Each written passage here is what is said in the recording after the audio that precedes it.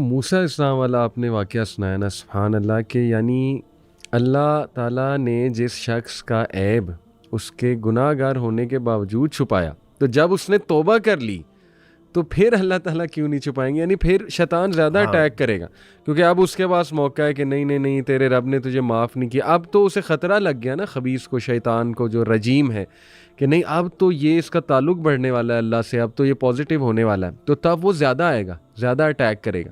ये हमारे लोग समझते नहीं। देखें, वही आपने जो प्रोग्राम से पहले भी हम बात कर रहे थे, एक मिसाल दी थी कि चोर वहीं अटैक करेगा जहाँ सामान ज़्यादा है, जहाँ पे उसे नज़र आ जाए चीज़ें ज़्यादा हैं, वहीं पे बताए आएगा। खैर है जहाँ पे। बिल्कुल। तो इसी तरह वसवसे भी ज़्यादा उसे आएंगे, जिससे ख़तरा उसे बहुत ज़्यादा है कि ये तो बंदा जो है बड़ा मुखलिस है और ये तो जा रहा है उस साइड की तरफ, तो ये तो मेरे हाथ से निकलने वाला है, तो फिर ज़्यादा से ज़्यादा वसवसे उसे डाले जाएंगे। तो ये एक आया भी वारिस भाई, सुभान अल्लाह, ये है सूरह बुरूज की आयत नंबर 10। इन्नल लज़ीना फ़तनुल मुमिनीना वल मुमिनाती सुम्मा लम यतूबू फ़लहुम अज़ाबु जहन्नम वलहुम अज़ाबुल हरीक। तो ये असहाबुल उखदूद का वाक़या है, तफसीर में आता है। तो ये कौन थे? ये असल में एक बहुत ही ज़ालिम बादशाह था, जो एक आग का गढ़ा इसने बनाया, एक हंडिया पूरी बनाई, और उसमें ये मोमिनीन को डाला करता था, जो उस दौर के मोमिनीन थे। यहाँ तक कि बच्चों को भी, जो शीर खोर बच्चे थे, उनको डाल देता था, माओं को टॉर्चर करता था। यहाँ पे जो अल्फाज है, इन्नल लज़ीना फ़तनुल मुमिनीना वल मुमिनात, जिन लोगों ने टॉर्चर किया मोमिन औरतों और मोमिन मर्दों को। अब देखें वारिस भाई, हदीस की रोशनी में जो अल्लाह के वलियों से दुश्मनी लेता है, अल्लाह की उससे डायरेक्ट दुश्मनी, तो ये है दुश्मन अल्लाह का। इमाम इब्न हजर कहते हैं, लेकिन सुभान अल्लाह, अल्लाह की रहमत देखें, अल्लाह मैसेज क्या दे रहा है, डायरेक्ट नहीं कहा फ़लहुम अज़ाबु जहन्नम वलहुम अज़ाबुल हरीक, तो ये जहन्नमी है, इनको आग में डाला जाएगा, नहीं। उससे पहले क्या, सुम्मा लम यतूबू, और इन्होंने माफ़ी नहीं मांगी, रिपेंट नहीं उन्होंने किया। तौबा न की। अल्लाह अकबर। तो इमाम इब्न हजर कहते हैं, सुभान अल्लाह, look at the mercy of अल्लाह, look at the offer from अल्लाह टू एवरीवन, कि अगर वो भी माफ़ी मांग लेते, इस एक्शन के बावजूद वो माफ़ी मांग लेते, तो अल्लाह उन्हें माफ़ कर देता, क्योंकि कंडीशन ये है कि सुम्मा लम यतूब। तो ये उसके बारे में, असहाबुल उखदूद वाले लोगों के बारे में है, जो इंतहाई बदबख्त और जालिम उनको इंसान, भी अल्लाह सुब्हाना व तआला ने उनको भी ऑप्शन दिया। चांस दिया है कि नहीं सुम्मा लम यतूबू। तो फिर अल्लाह, आप देखें फ़िरौन को कितने चांसेस दिए अल्लाह सुब्हानहू व तआला ने, बार बार साइंस भेजे, बार बार साइंस, अल्लाह फ़ौरन भी पकड़ सकता था। तो बहरहाल लोग ये वाली साइड नहीं देखते वारिस भाई, लोगों के जहन में ना फ़ौरन आता है कि नहीं नहीं, अजाब की भी आयात हैं, जहन्नम का भी तस्करा है। देखिए, अल्लाह ताला अपने बंदों को जानता है, कई लोग हैं उन्हें जहन्नम की आयात ज़रूरी है उनके लिए, यानी अल्लाह ताला फिर ज़ाहिर है अपने बंदों को मिजाज ठीक है ना करना। मुख्तलिफ, यानी वो उसके ऊपर असर कुछ आयात सही बात, किसी और रंग की करती हैं। सही बात। इसमें ना दुनिया की एक स्ट्रैटेजी है, यानी जो वार स्ट्रैटेजी है उसमें दो चीज़ें पढ़ाई जाती हैं। एक चीज़ तो आपको ये पढ़ाई जाती है कि आपकी अपनी ताकत और क़ुव्वत कितनी है, आपके पास यानी कितना असला है। दूसरा, आपको दुश्मन की जो ताकत और क़ुव्वत है वो पढ़ाई जाती है। तो इस सूरत में हमें दोनों चीज़ों को मलहूज़ खातिर रखना चाहिए कि एक तो अल्लाह सुब्हाना व तआला हमसे मोहब्बत कितनी करते हैं, अल्लाह सुब्हाना व तआला की शफ़क़त कितनी है, दरगुज़र कितनी है, वो हमारे कितने गुनाह हैं कि जिनको वो मुआफ़ कर सकता है। दूसरी असल में जो ताकत है ना, उसको समझने की भी ज़रूरत है, पढ़ने की ज़रूरत है, और जिसके बारे में अल्लाह सुब्हाना व तआला कहते हैं कि ला खुतवातुश शैतान इन्नहु लकुम अदुव्वुम मुबीन, कि बेशक शैतान तुम्हारा खुला दुश्मन है, उसके रास्ते पे न चलना। तो असल में शैतान के भी ये जो वसवसे हैं, जो उसकी चालें हैं, अगर कोई स्कॉलर है, अगर कोई फ़िलासफ़र है, तो उसके साथ शैतान भी उसी कैटेगरी का, उसी डिग्री का लगाया होता है। तो इसलिए शैतान के हरबे और उसकी चालें और उसकी जो स्ट्रैटेजी है, उसके बारे में भी हमें पता होना चाहिए कि हमारा शैतान दुश्मन जो है वो कितना ताकतवर है, और वो किन किन हरबों से हमें मायूस करता है, होपलेस करता है, डिसअपॉइंट करता है। तो ये उसको भी हमें बहरहाल ना साथ साथ समझने की बड़ी ज़रूरत है। बिल्कुल ठीक, बिल्कुल ठीक। वारिस भाई, इस पे कुछ और जो है वो वाक़यात मैं आपके सामने इंशाल्लाह ताला रखता हूँ। अच्छा, एक तो इससे पहले, वाक़ये से पहले एक बड़ा इम्पॉर्टेंट पॉइंट वारिस भाई, के एक हदीस है बड़ी खूबसूरत, जिसमें ना हमें थोड़ा पर्सपेक्टिव भी हमारा चेंज होता है किसी तकलीफ़ के हवाले से, क्योंकि ज़ाहिर है बीमारियाँ आती हैं, लोगों को मुश्किलात आती हैं, कोई आजमाइश आ जाती है, और वो बड़ी आजमाइश होती है। बीमारी बर्दाश्त करना आसान नहीं है, स्पेशली अगर वो टर्मिनल इलनेस है, कोई लंबी बीमारी आ गई अल्लाह की तरफ से।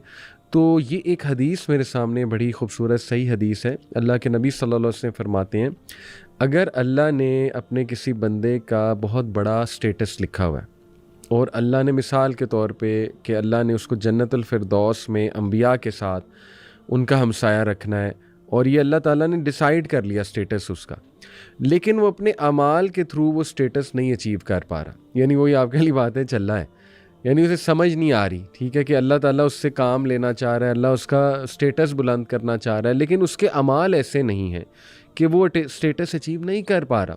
ये बिल्कुल इसी तरह है वारिस भाई कि एक टीचर ने एक स्टूडेंट को देख लिया, आपके कई स्टूडेंट्स होते होंगे, आपने कहा यार ये तो बहुत ही प्यारा लगता है मुझे, ठीक है ना, तो इसको तो ज़रूर मैंने जो है ना वो ऊपर लाना है, इससे कोई काम मैंने लेना है, इसको इसमें बड़ी खैर मुझे नज़र आ गई।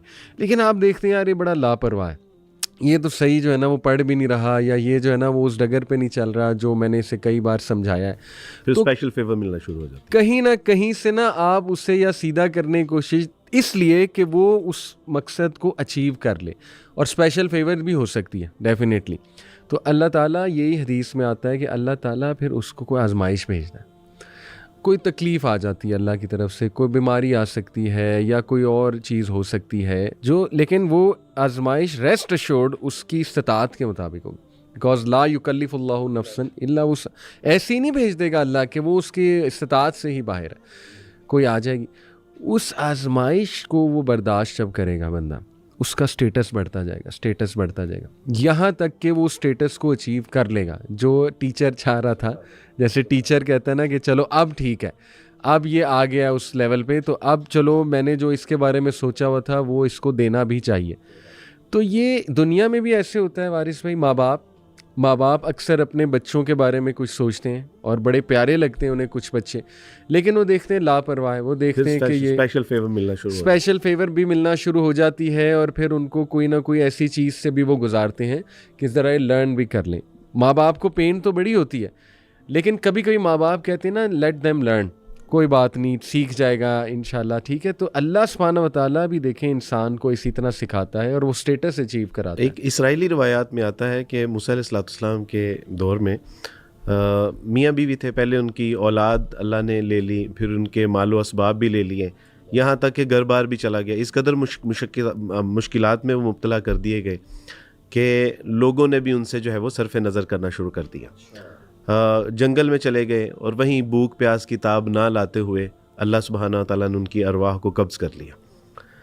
मूसा अलैहिस्सलाम ने पूछा कि अल्लाह सुब्हानहू व तआला जी, वो जिनके आपने बीवी बच्चे ले लिए, माल असबाब ले लिया, वो जिनको मुआशरे में भी कोई इज़्ज़त आबरू ना रही, यहाँ तक कि वो बीमारियों में मुब्तला होकर जंगलात में चले गए और वहाँ पड़े पड़े भूख प्यास की ताब ना लाते हुए आपने उनकी रूह कब्ज़ कर ली, तो अल्लाह क्या अब उनका अंजाम क्या है? तो अल्लाह सुब्हानहू व तआला ने फरमाया कि मूसा आप मिलना चाहेंगे? जब मिले तो उनसे पूछा कि अब तुम किस हालात में हो? तो कहा कि मूसा, अल्लाह सुब्हानहू व तआला ने इतनी जो है वो नेमतों से सरफराज फरमा के रखा हुआ है कि हम सोचते हैं कि दुनिया में थोड़ी सी तकालीफ और बर्दाश्त कर लेते हैं। तो ये हमें यही नहीं समझना चाहिए कि जब कोई आजमाइश आती है तो वो, उमर फारूक रज़ियल्लाहु तआला अन्हु फरमाते हैं कि जो आजमाइश आती है वो दो वजह से आती है। एक तो कफ़ारा सय्यात होती है, या तो वो गुनाहों का कफ़ारा होता है, या रफ़ा दरजात होती है, या वो दरजात की बुलंदी के लिए होती है। जिस तरह वो आपने फरमाया ना कि अल्लाह सुब्हानहू व तआला उससे इतनी मोहब्बत करते हैं, तो आजमाइशें आती हैं लेकिन वो आजमाइशों में हमें छोड़ता नहीं है। एक सहाबी जब आए ना, तो सहाबी के कपड़े में कुछ परिंदे थे, तो अल्लाह के रसूल सल्लल्लाहु अलैहि वसल्लम के यहाँ आके कहा कि अल्लाह सुब्हानहू व तआला, ये परिंदे मैंने झाड़ियों में से लिए हैं, लेकिन इनकी माँ मेरे सर पे मंडलाना शुरू हो गई, और जैसे ही मैंने पर्दा खोला तो मेरे हाथों पे झपट पड़ी। तो पूछा कि अल्लाह के रसूल, ये इतनी अपनी जो है वो बच्चों से मोहब्बत, तो रसूलुल्लाह सल्लल्लाहु हदीस का मफहूम है, रसूलुल्लाह सल्लल्लाहु अलैहि वसल्लम फरमाया कि जितनी ये अपने बच्चों से मोहब्बत करती ना, इससे कई गुना ज़्यादा अल्लाह सुब्हानहू व तआला अपने बंदों से मोहब्बत करते हैं। तो जब वो किसी आजमाइश में डालता है तो नीयत, यानी उसके पीछे मकसद यही होता है कि इसके दर्जात बुलंद करने हैं और इसके गुनाहों से इसको जो है वो पाक करना है। तो हमें इतनी जल्दी जो है ना वो यानी हथियार नहीं डाल देने चाहिए, या मायूस या होपलेस या डिसअपॉइंटमेंट का शिकार नहीं हो जाना चाहिए। हमें समझना चाहिए कि हमारा रब जो है वो बड़ा गफूर और रहीम है और मुझसे मोहब्बत कर रहा है, इसमें कोई ना कोई हिकमत होगी। वारिस भाई हमारे एक स्टूडेंट थे बहुत प्यारे, हाशिम, अक्सर मैं उनका तस्करा करता हूँ, बड़ी तकलीफ़ झेली उस बच्चे ने। स्टेज 4 कैंसर हो गया स्टमक इंटेस्टाइन का, शायद जी जी, मैंने तस्वीर देखी। तस्वीर आपने देखी होंगी, बिल्कुल स्केलेटन बन गया वो बच्चा। इंतहाई घबरू जवान खूबसूरत बच्चा, मेरी क्लासेस में आता था, मेरे लिए हमेशा बुक्स लेकर आता था, कोई ना कोई गिफ्ट लेकर आता था, बहुत पॉजिटिव माशाल्लाह। बहरहाल वो बेचारा इससे गुज़रा तो बहुत पेन में रहा। 2.5 साल उसने बर्दाश्त किया इस पेन को, इस आजमाइश को। मतलब कोई ट्रीटमेंट नहीं जो उसने ट्राई नहीं की, लड़ा बहुत, उसने लड़ाई लड़ी, अल्लाह ने उसे हिम्मत दी। उसका जुमला एक बड़ा मशहूर हुआ जो टीवी पर भी आया कि मैं रोज़ाना मौत को तकिए के नीचे रख के सोता हूँ। ये बड़ा पावरफुल जुमला उसका। वारिस भाई उसने एक बार मुझे एक जुमला कहा, मैं उसकी इयादत के लिए गया, दम किया उसको, जमजम पिलाया, तो मैंने उसे कहा कि क्या हाल अहवाल है, तो उसने ना मुझे एक जुमला कहा, कहता अली भाई मुझे मेरे अल्लाह ने दिखा दिया है कि मेरे सारे गुनाह माफ़ हो चुके हैं और अब मैं जन्नत में जा रहा हूँ। सुभान अल्लाह। वो जिस तरह उसने कहा ना उस दिन मुझे, और वो उसके हफ्ते बाद उसकी डेथ हुई है, हफ्ते बाद उसकी डेथ हुई। तो मैं जो उसका ईमान था ना वारिस भाई, ये हम कहें तो शायद इतना इम्पैक्टफुल बात ना हो, लेकिन ऐसा बंदा कहे जो सख्त तकलीफ़ से गुज़र रहा है और इस किस्म के अल्फाज वो कह दे जिसमें एक उम्मीद है, पता नहीं शायद अल्लाह ने उसे दिखा भी दिया हो वारिस भाई, who knows? पॉसिबल, अल्लाह के लिए क्या मुश्किल है। ख्वाब दिखा दिया हो, अल्लाह ताला ने फीलिंग ऐसी दे दी हो, अल्लाह ताला अपने फिर वलियों से, मैं तो वली उसे कहूँगा, जितनी पेन उसने बर्दाश्त की फॉर द सेक ऑफ अल्लाह। जैसे हदीस में आता है कि अगर मैं अपने बंदे की कोई प्यारी चीज़ ले लूँ और उसके बदले वो सब्र कर जाए तो उसके लिए जन्नत के अलावा कोई और रिवॉर्ड नहीं है।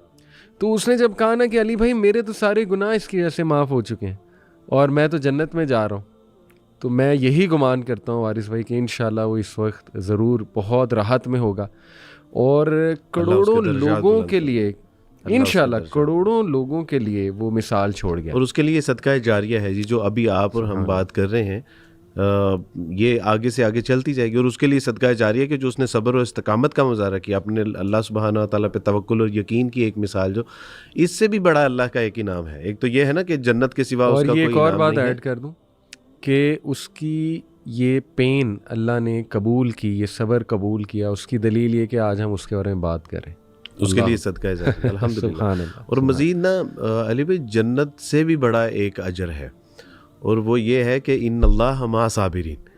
यानी आप तसव्वुर कीजिए कि जिस अल्लाह को बिन देखे हम सजदे करते हैं, रकू करते हैं, उसकी राह में लड़ते हैं, मरते हैं, अपना मालो मता खर्च करते हैं, तो जब हमें वो अल्लाह ही मुयस्सर आ जाए, बिकॉज अल्लाह सुब्हानहू व तआला से ज़िंदा कुरान कि इन्नल्लाह मा साबिरीन, मैं उसके साथ हूँ, यानी सब्र करने वालों को, तो जिसको अल्लाह का साथ ही मुयस्सर आ जाए तो जन्नत तो फिर उसी की बनाई हुई है। तो ये उससे भी बड़ा अजर है अल्हम्दुलिल्लाह।